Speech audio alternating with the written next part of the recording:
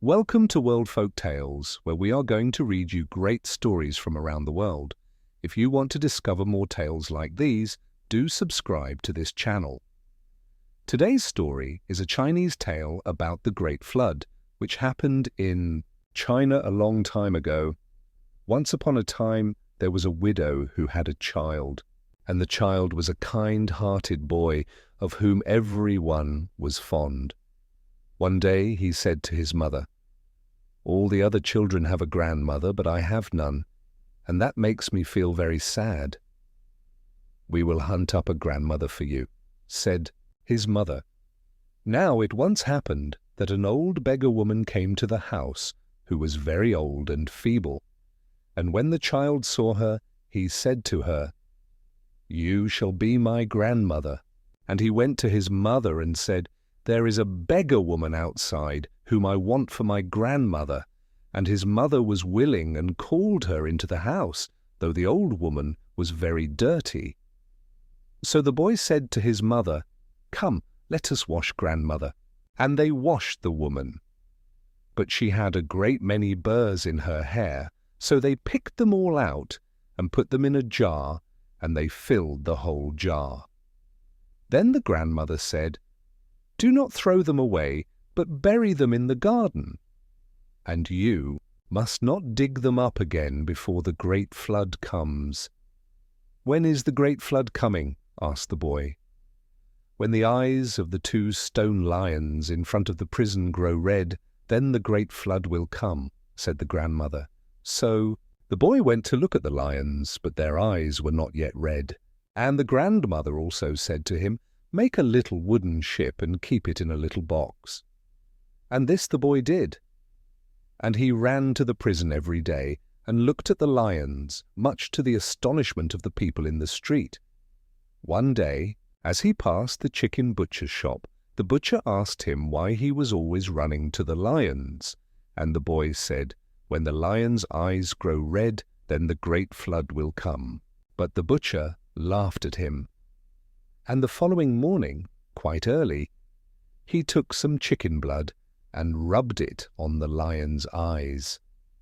When the boy saw that the lion's eyes were red, he ran swiftly home and told his mother and grandmother, and then his grandmother said, "Dig up the jar quickly and take the little ship out of its box."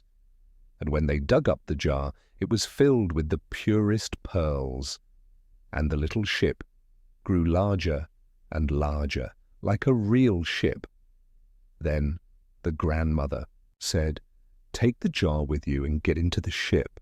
And when the great flood comes, then you may save all the animals that are driven into it, but human beings with their black heads you are not to save." So they climbed into the ship, and the grandmother suddenly disappeared. Now it began to rain, and the rain kept falling more and more heavily from the heavens. Finally, there were no longer any single drops falling, but just one big sheet of water which flooded everything. Then a dog came drifting along, and they saved him in their ship. Soon after came a pair of mice with their little ones, loudly squeaking in their fear. And these they also saved. The water was already rising to the roofs of the houses, and on one roof stood a cat, arching her back and mewing pitifully. They took the cat into the ship too.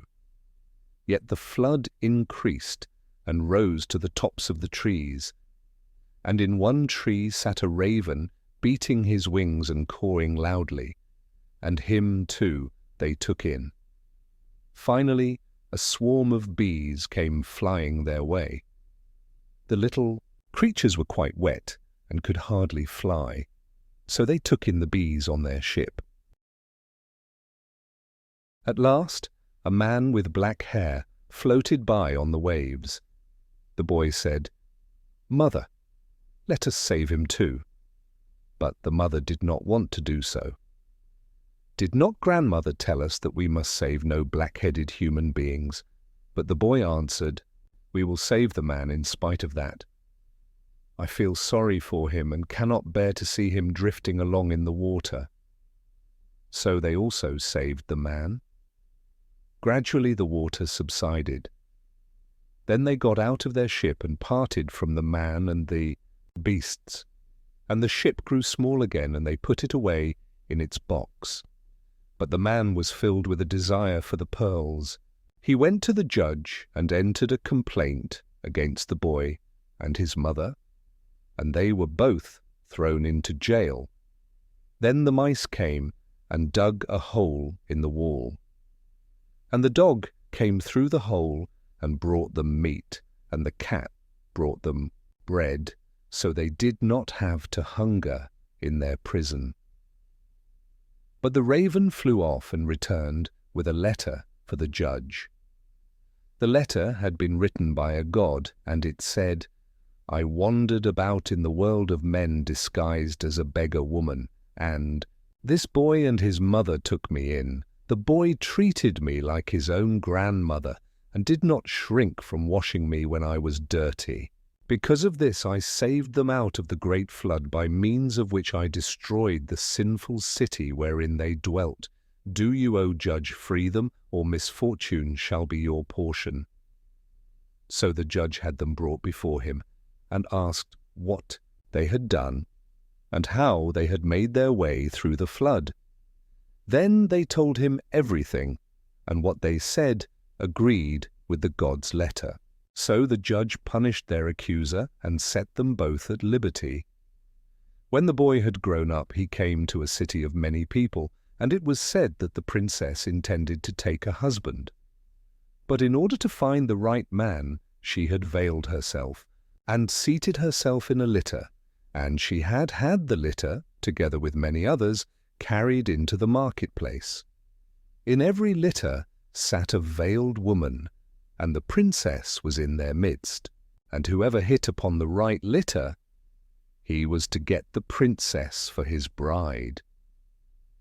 So the youth went there too, and when he reached the marketplace, he saw the bees, whom he had saved from the great flood, all swarming about a certain litter. Up, he stepped to it, and sure enough, the princess was sitting in it, and then their wedding was celebrated, and they lived happily ever afterward. That's the end of our story. What do you think? What lesson did you learn from this Chinese folk tale? Would you save a drowning man even if you were warned that they will do bad things that could hurt you? What about a pair of mice? Would you save them even if you know they are pests?